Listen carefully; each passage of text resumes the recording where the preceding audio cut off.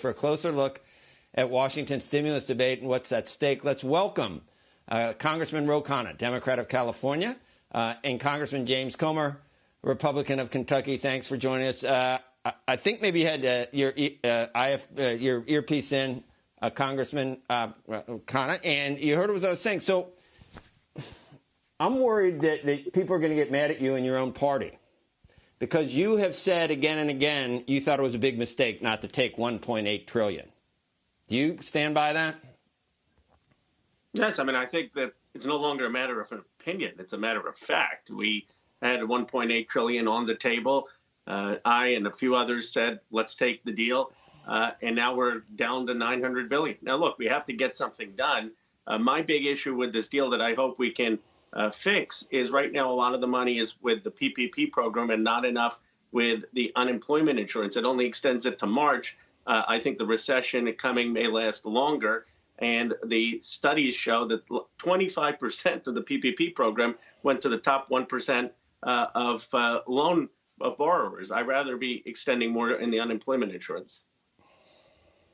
I guess my point, Ro, was, I mean, would you say that Speaker Pelosi, in not accepting that deal, ended up giving up $900 billion, giving up months where this money could have been going to work? And if that is true, what do you ascribe that to? What were her motivations for not accepting?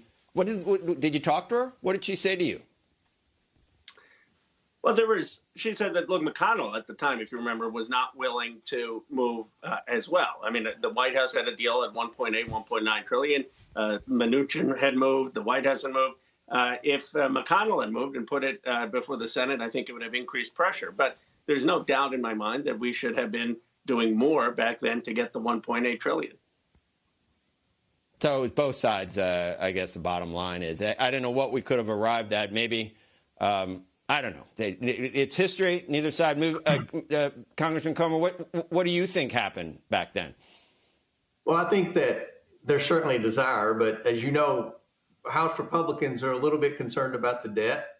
We recognize the fact that the economy is struggling.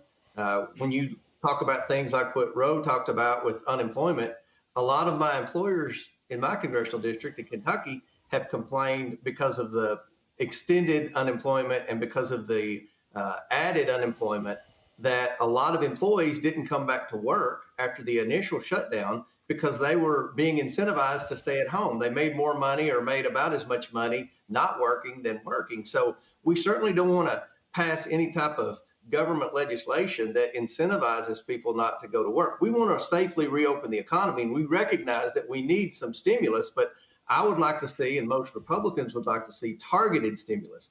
Whereas with the PPP loan program, we target the industries like the restaurant industry and the tourism and travel industry, the specific industries that both parties agree have been devastated by these government shutdowns. We need to help those industries, and I think that there's a willingness to do that. I just don't know that we're willing to spend another $1 to $2 trillion, but certainly we're willing to come to the table, and negotiations are ongoing, and I think we'll get something done. You do. We had an economist on yesterday that said that the majority leader, McConnell, will be loath to arrive at any type of deal prior to the elections, the runoffs in Georgia. Is it? I mean, do both sides cast the other side as really, well, it's almost Christmas. It's almost Scrooge-like and sort of turning away from all the people that really need this for political reasons. Do both sides have something there in terms of maybe Speaker Pelosi prior to the presidential election, McConnell prior to this election? Is that really going on here, do you think, Congressman? I'll step up. I don't think that's going on. You know, we certainly recognize the fact that if Joe Biden's sworn in as the next president, he's going to have a 100-day agenda, and he's going to want to spend a lot more money. I think there's a willingness in Congress in both parties to pass a major infrastructure bill. That certainly is stimulus. You know, we've passed tax cuts. We've have interest rates at basically zero now. We've had quantitative easing. So the government's been stimulating the economy for the past 4 to 6 years.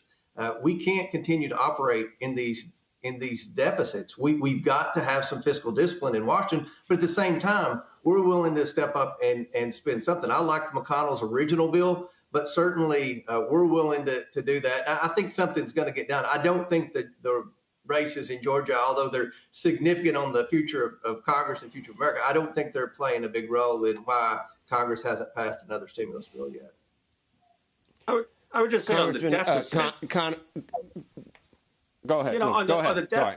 On the deficits, after 2017, after passing a $1.6 trillion tax cut and not speaking out about deficits, I think it's a little bit much to be now concerned all of a sudden with deficits. And it's Jerome Powell who's saying actually the worst thing we could do about deficits is not pass anything, because we'd hurt consumer spending, we'd hurt economic growth, and we'd be in a world of hurt. I think what people are saying is, where's the relief for ordinary Americans? Where's their stimulus? We know after the CARES Act that poverty in this country in April and May actually did not go up because people had unemployment extension. It was a policy that worked. They were spending it. 73% of that money went in people's pockets. And you can have economists on, even conservative economists say that there was no disincentive to getting back to work. So let's look at the economists, let's look at the facts, and do what Jerome Powell at the Fed has been urging us to do for months. Shepard Smith here. Thanks for watching CNBC on YouTube.